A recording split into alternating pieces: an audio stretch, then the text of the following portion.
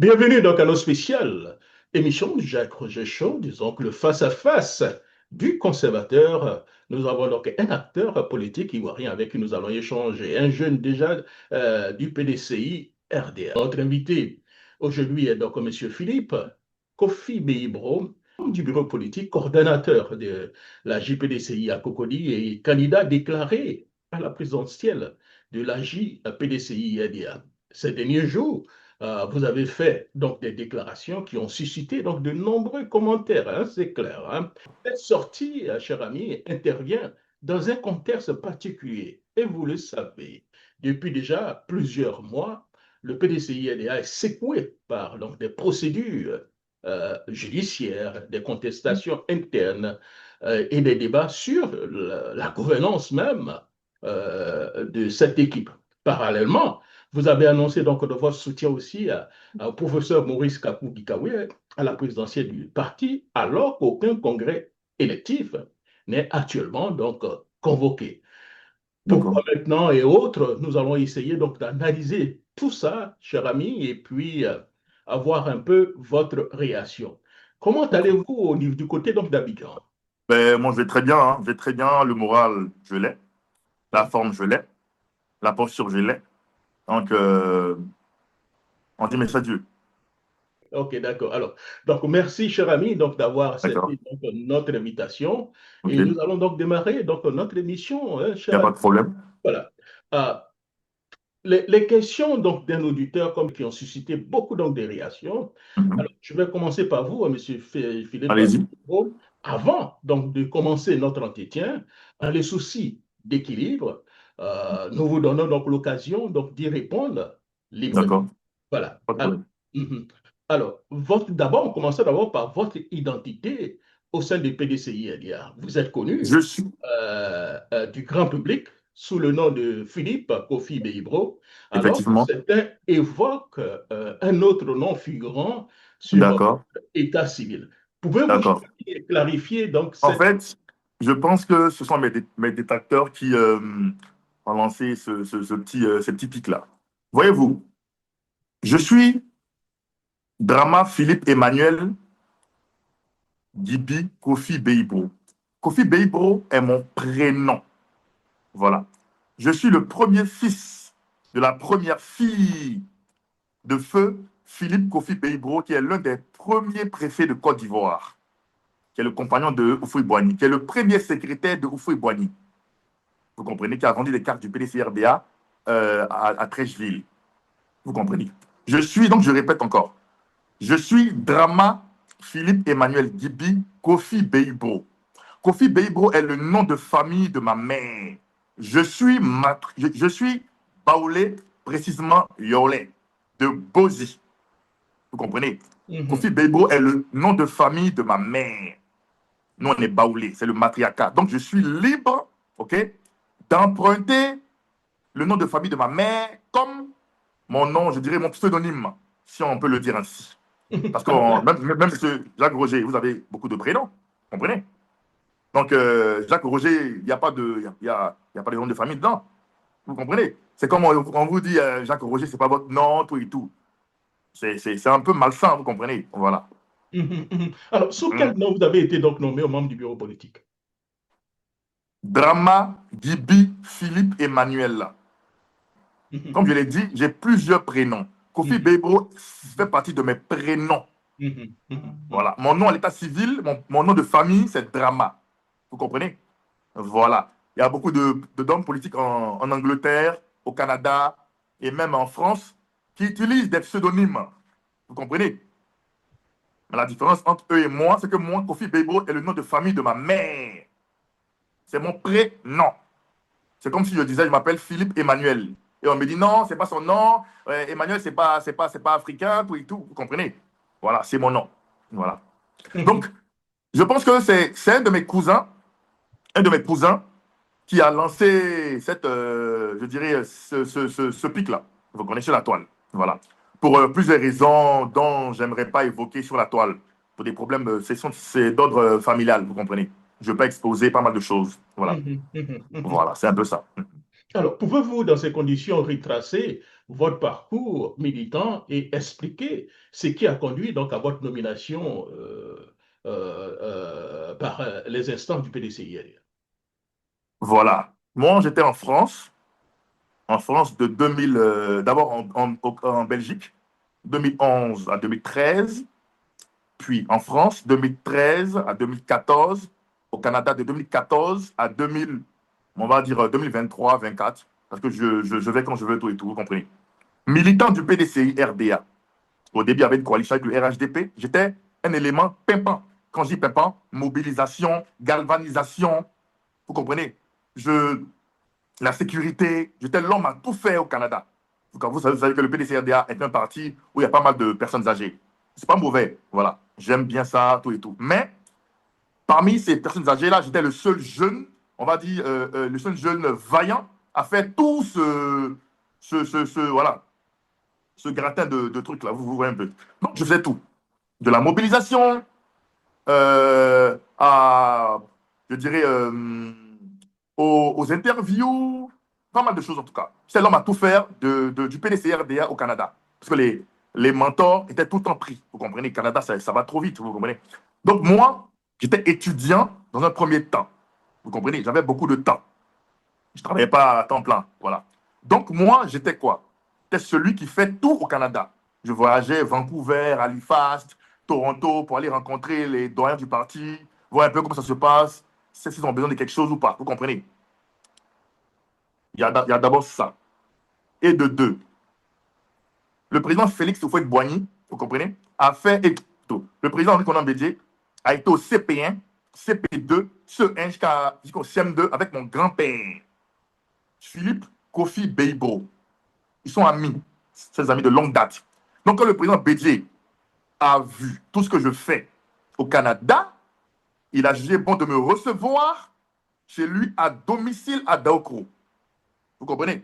Voilà. Il n'y a plus histoire de politique, de mentor, bien sûr de leader. Non. Histoire de grand-père à petit-fils. Vous comprenez?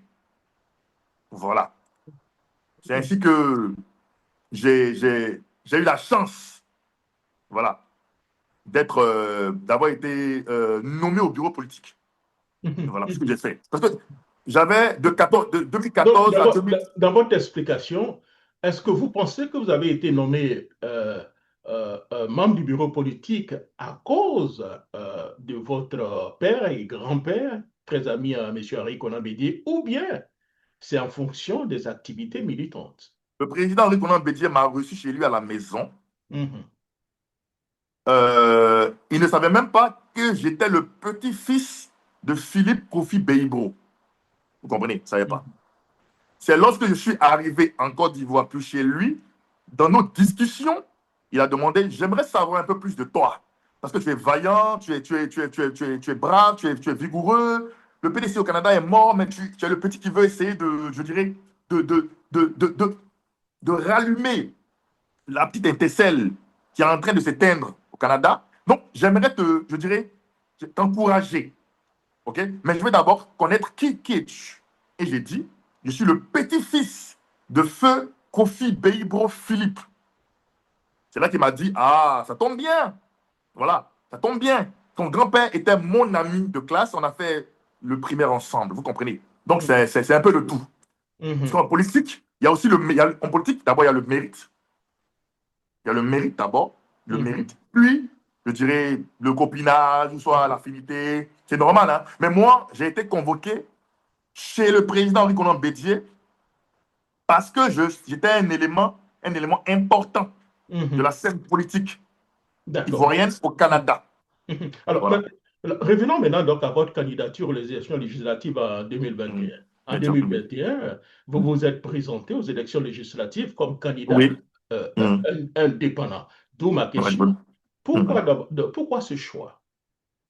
Vous savez, je ne dirais pas que c'était un privilège, mais Dieu m'a fait la grâce de pouvoir parler avec le président Bédier quand je voulais.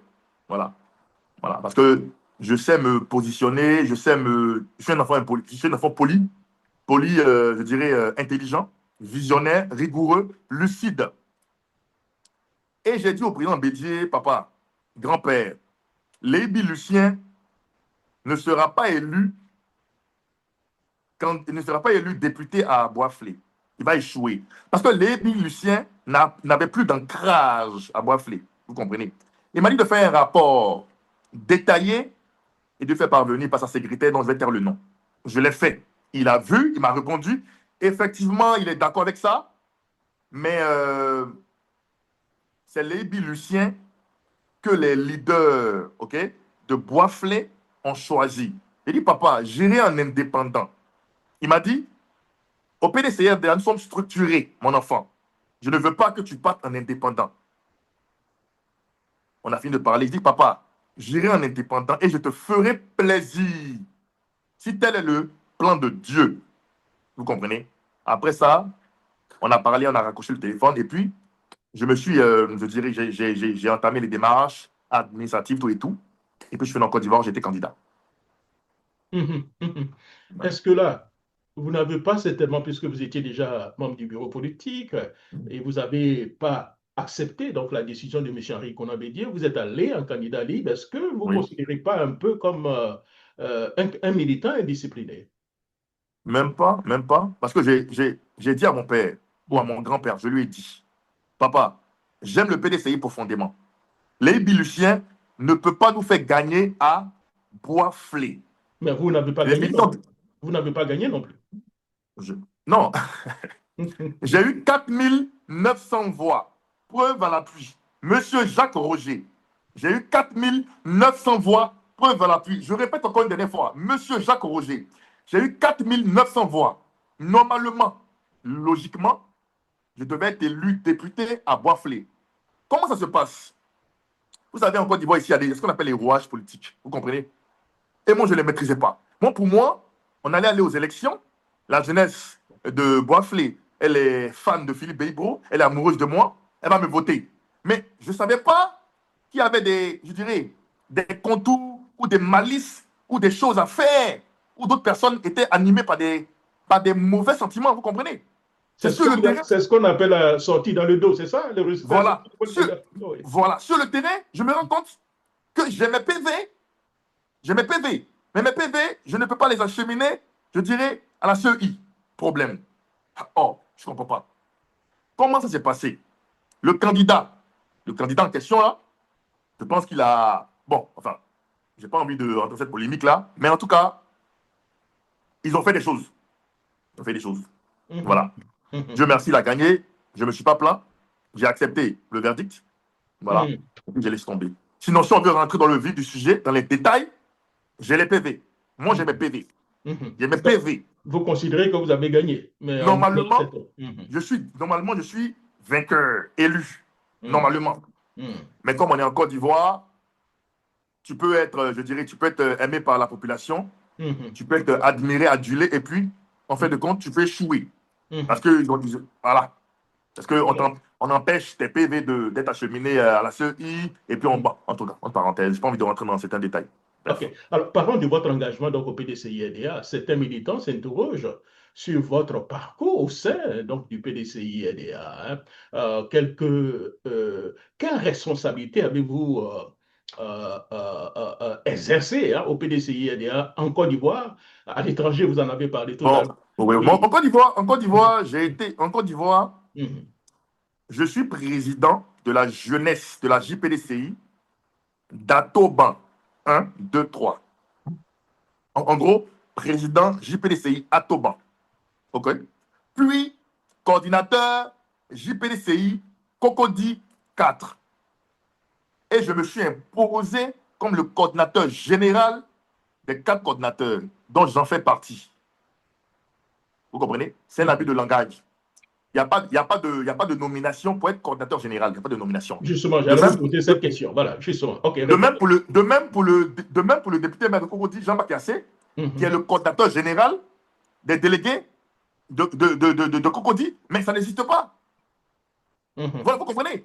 Je dirais, beaucoup de leaders politiques, ça s'appelle un abus de langage. C'est un abus. Même à l'intérieur du pays, tu vas entendre délégué général, tu vas entendre coordinateur général. Ça n'existe pas. C'est un abus de langage. Et c'est la même chose que j'ai fait plutôt. Voilà. OK. Alors, merci. Parlons aussi donc des projets des jeunes. Vous avez donc occupé des responsabilités au sein donc, de la JPDCI à Cocody, comme le dit. Pouvez-vous Effectivement. expliquer donc, les circonstances de votre départ donc, de cette fonction? Non, je ne suis pas parti. Je ne suis Ah, pas vous parti, n'êtes je suis pas encore parti. là. Ah, Non. bon, Je suis d'accord. encore président JPDCI à Toban. Je suis encore coordinateur JPDCI Cocody 4. Je suis encore là. Je ne suis pas encore parti. Je suis désolé. Mhm. Sauf Ah, que quand vous- je parle, je préfère mettre membre du bureau politique. Il y a plus de poids, plus de poigne. Sinon, je suis toujours coordinateur. Je suis jeune, en fait. Mhm, mhm, mhm, mhm. Voilà. Et la relation aujourd'hui avec j'allais dire le président de la JPDCI, est-ce que vous avez de très bons rapports avec lui? Parce que, Moi et puis le grand frère innocent, Yao, au Mhm. passage, que je fais un coucou.